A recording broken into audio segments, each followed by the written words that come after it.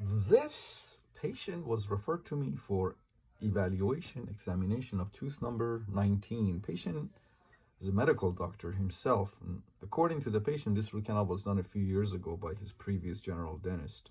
Recently, tooth started to hurt.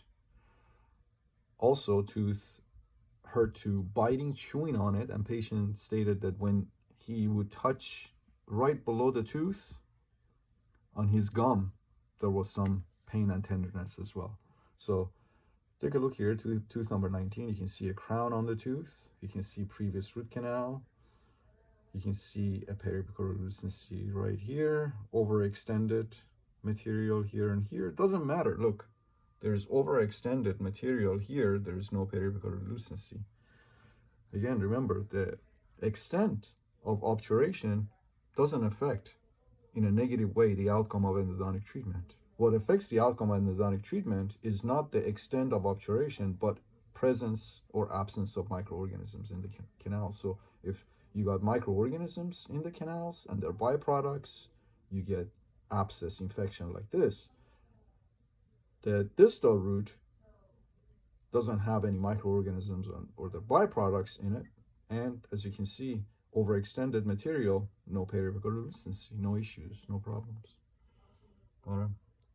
So I talked to patient about options, redoing the root canal with guarded prognosis versus extraction, and patient decided that he wanted to try to save the tooth. So that's what we did. We went through the crown here.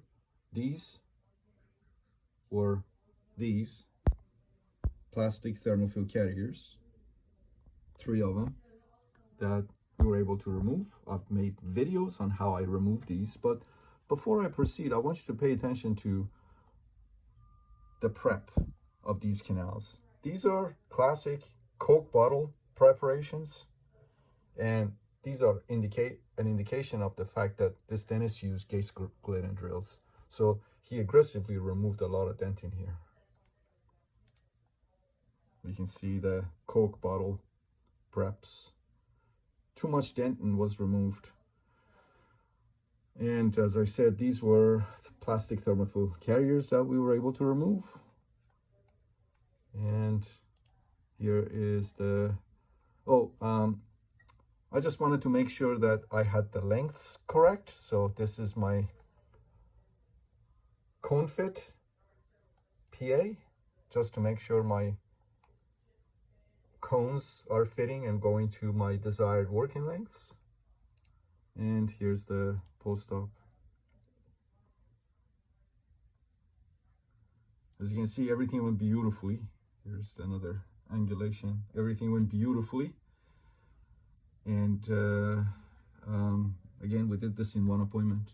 We went ahead and temporized the tooth and referred the patient back to his dentist for the permanent restoration. In cases like this, I always tell the patient, go to your dentist right away. Have your dentist replace my temporary filling with a permanent filling. Don't get a new crown yet. Come back and see me in 6 months.